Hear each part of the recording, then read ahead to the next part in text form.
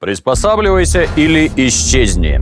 Таков один из базовых принципов эволюции. Он справедлив не только для динозавров и мамонтов, но и для техники. Танки не исключение.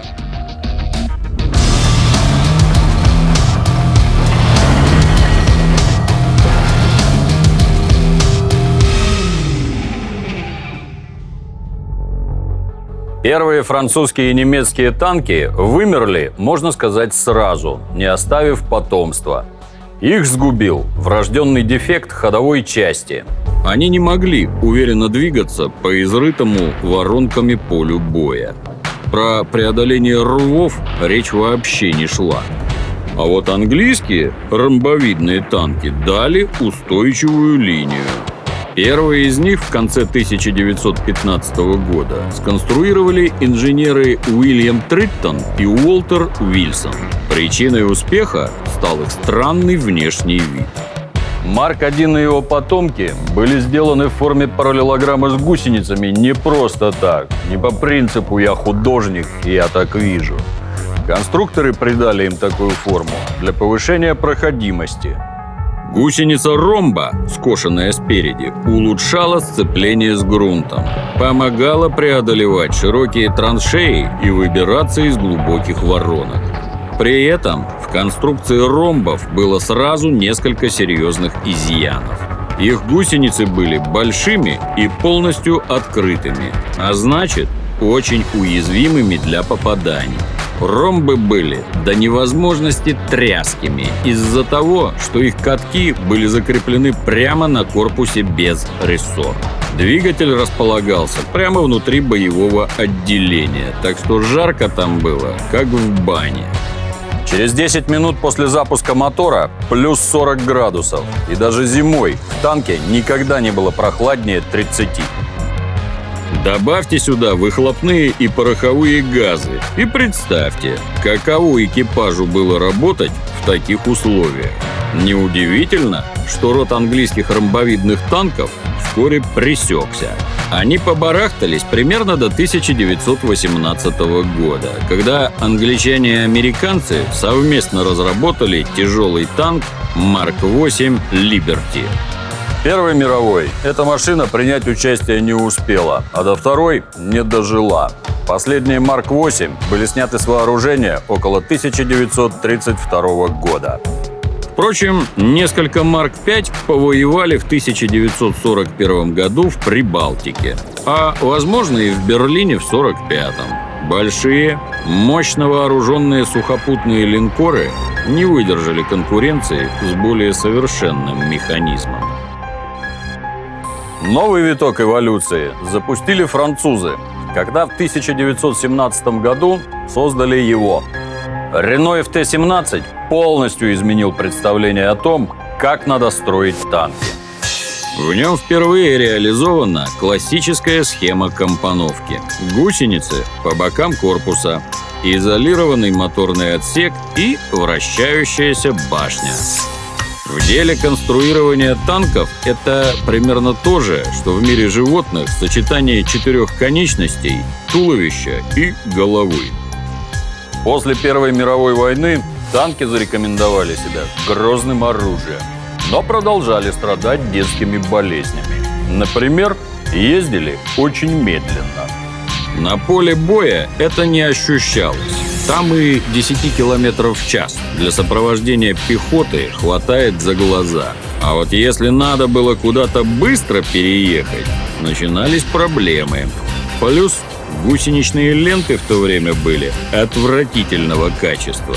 Не нашли еще мастера нужный сплав. В идеале легкие танки следовало перевозить на грузовиках.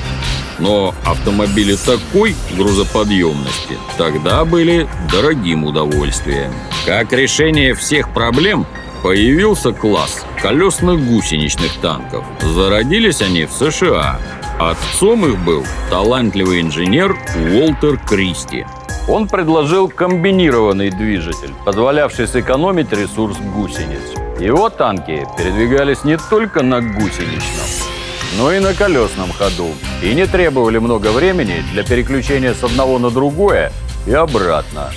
С 1919 до 1937 года Кристи создал несколько опытных машин, но в Америке ни одна из них так и не прижилась. Также опыты с колесно-гусеничной схемой велись в целом ряде стран. В Польше, Англии, Чехословакии, даже в Новой Зеландии. У шведов был интересный взгляд на проблему. Их Л-30 имел весьма оригинальную ходовую часть. Но ни в одном из перечисленных государств дело не зашло далее опытных образцов.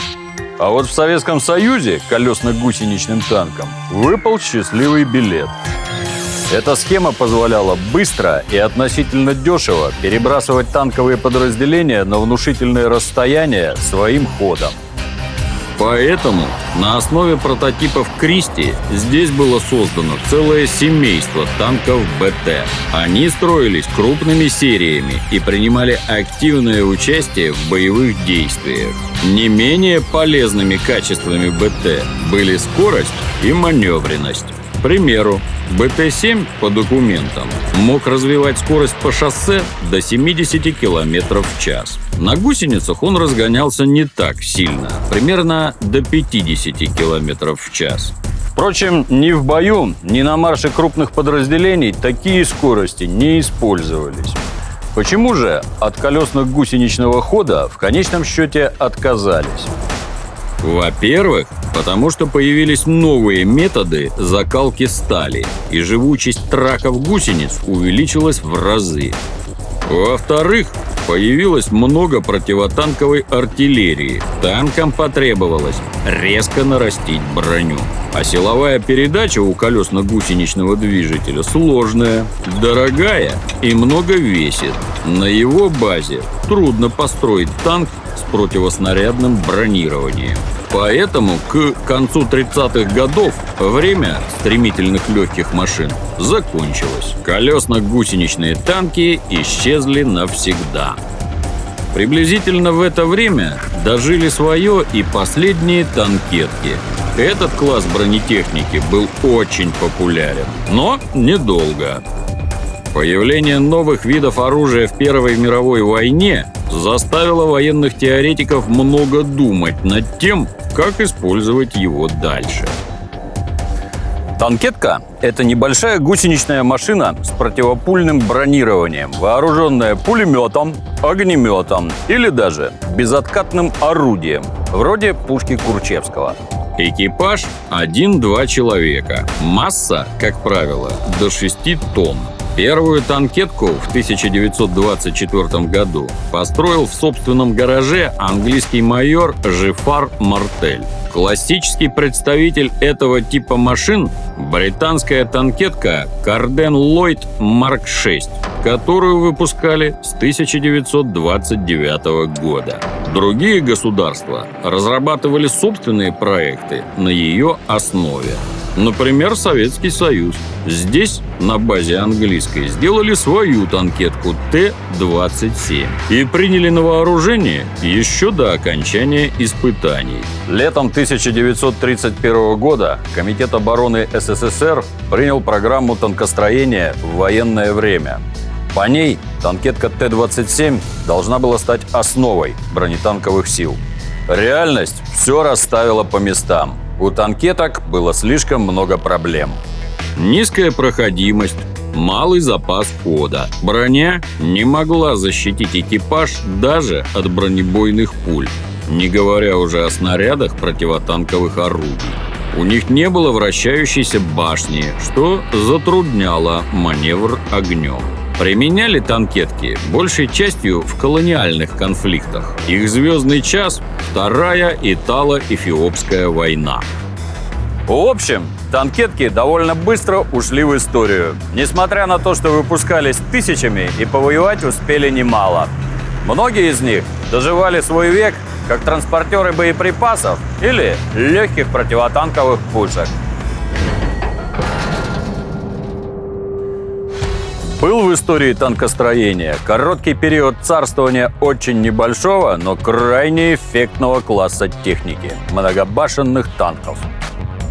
В теории многобашенные танки должны были стать чистильщиками окопов.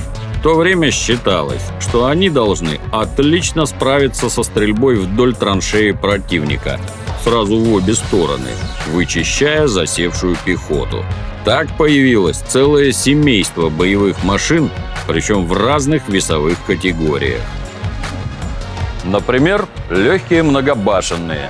Весьма достойный для своего времени Викерс 6-тонный модификации А нес 2 пулеметные башни, расположенные друг рядом с другом. На родине, в Англии, этот танк не оценили, но машина отлично шла на экспорт. Она служила в армиях Польши, Финляндии, даже в Китай купили несколько штук. Ранние модели советского легкого танка Т-26, которые разработали на основе Викерса, тоже были двухбашенными, с пулеметным вооружением. В средней весовой категории можно привести в качестве примера американский танк М1 Medium, английский крузер Марк-1 и опытный Викерс 16-тонный. С него был срисован советский Т-28 в буквальном смысле слова. Англичане наотрез отказались продавать образец машины Советскому Союзу. Пришлось пойти на хитрость. Работникам полигона сказали, что танк уже куплен, и под этим предлогом смогли нарисовать эскизы машины. И немного узнать о ее характеристиках. Потом данные передали советским конструкторам, которые и разработали на их основе собственный средний танк. Военным хотелось все больше пушек и пулеметов, и чтобы все стреляло одновременно и в разные стороны. Так среди многобашенных танков появились монстры. Германия построила 3 тяжелых танка НБ-ФЦ Neubau Fahrzeug. Они не применялись в бою, хотя и отметились после захвата Норвегии в 1940 году. Зато на пропагандистских фото смотрелись эффектно. Хотя и не дотягивали до советского Т-35, у которого было целых 5 башен.